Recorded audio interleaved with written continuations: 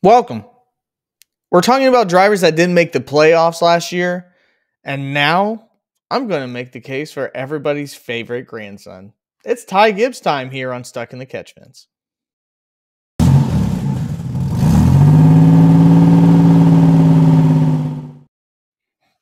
Welcome in, everybody. Hope you're having a wonderful day.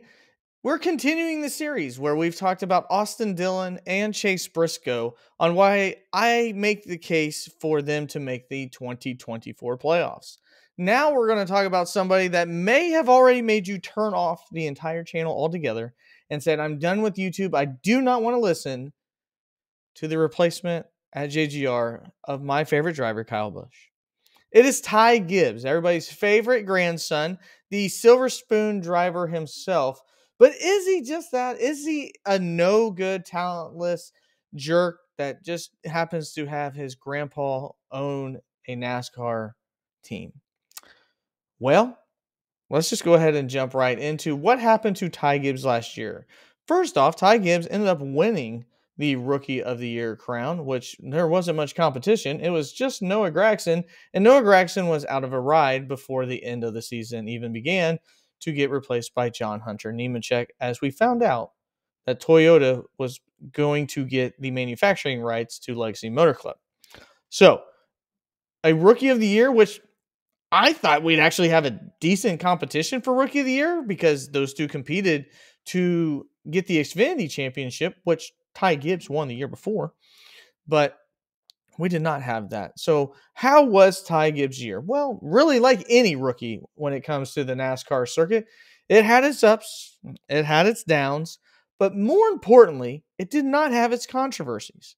Ty Gibbs is a driver who in October turned 21, has been surrounded by a ton of different things, both on the track and off the track, when it comes to things that he is in control of and, well, some things he's not in control of. A lot of things being said about Ty Gibbs that he cannot control is the fact who his family is. His dad, rest in peace, Coy Gibbs, and Grandpa Joe were huge and have been huge in the NASCAR scene for a while now. He cannot control that. He was put in a position, both in ARCA and the Xfinity, to succeed going into the funding from Joe Gibbs, a top tier team in NASCAR, by simply having his last name. But the question is, what did he do with that top tier ride? Well, he ended up winning everything that he's ever been participating in. So he did not win last year, but I think the highs show that, Ty Gibbs is a really good driver. When you go back and look, he did not have any wins, but he did have 4 top 5s and 10 top 10s. And to me, the most impressive thing was not only did he have 10 top 10s, it's actually where did he have 10 top 10s. He ended up having 4 top 10s at road courses. He had 2 at mile and a half. He had 2 at short tracks, and he had 2 at super speedways. So that right there, 4 plus 2 is 6, plus 2 is 8, plus 2 is 10. That shows that Ty Gibbs actually is a driver that can really race on any circuit. And that, to me, is a young precursor to what I truly believe is a very, very talented driver in Ty Gibbs. Ty Gibbs goes into a ride, and thankfully for him, didn't have to have the number 18 on the side. But a lot of expectations are set for a guy that ends up taking the spot, being a cheaper option than a 2-time champion and the driver that simply made Toyota racing in Kyle Gibbs. Or, excuse me, in Kyle Busch. Kyle Gibbs.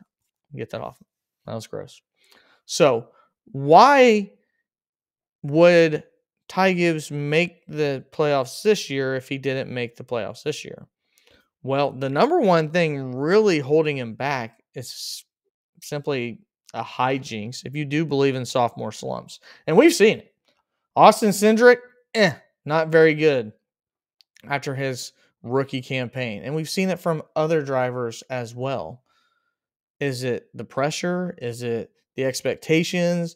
Is it driving with different people now that you have established yourself? Do they drive or do you try to be more aggressive and you end up failing?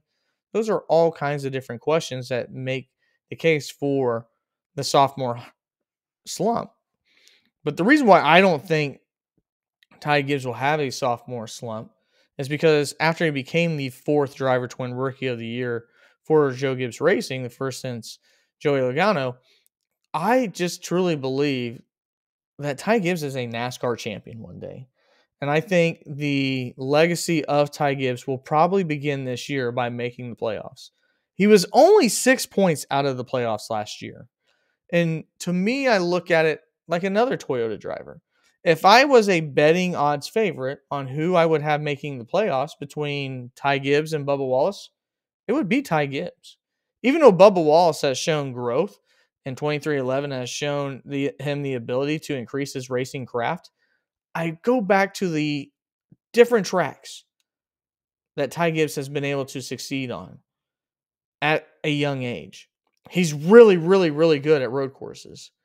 You look at the other things too. Like when we made the case for Austin Dillon, I was like, yeah, he could sneak his way into a super speedway victory lane. When we looked at Chase Briscoe, yeah, he could sneak his way into a short track victory lane.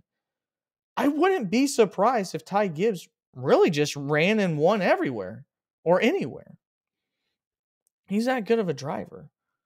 The biggest thing for Ty Gibbs, too, is he didn't make any enemies last year. I mean, he didn't have to win at Martinsville to go into the championship four in the Xfinity Series, but decided to punt his teammate Brandon Jones out, which Brandon Jones just went ahead and left Joe Gibbs Racing altogether. And those type of things did not happen last year. He kept his nose down. You didn't hear any controversies around him. He really didn't do anything stupid, a la Carson Hocevar and other drivers at times.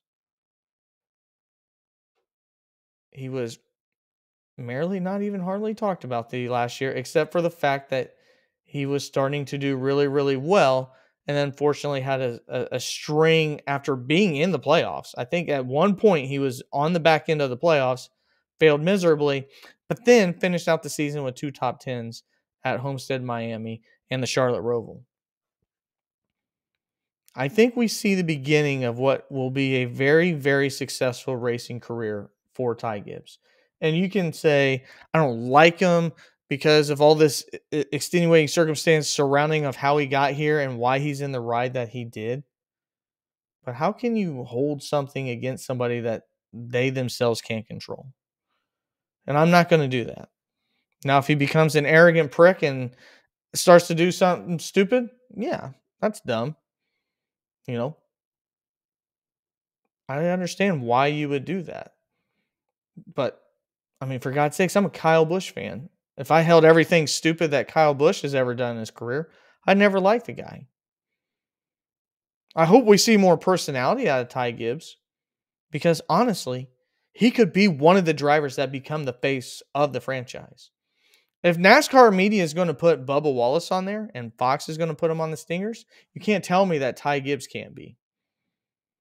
He's won every single place he's been to. And oh, by the way, he just got to the legal age of drinking about 4 months ago. Ty Gibbs, if you want to write it down, on a Monday in January in 2024, he will be a NASCAR champion one day. Now, will he become a championship driver this year? No, probably not. But you got to look at the team surrounding him too. Denny Hamlin, Martin Truex, Christopher Bell. A guy in Christopher Bell who's made it to the championship for the last 2 years. A guy in Martin Truex who's won the championship. A guy in Denny Hamlin who's done everything but win a championship.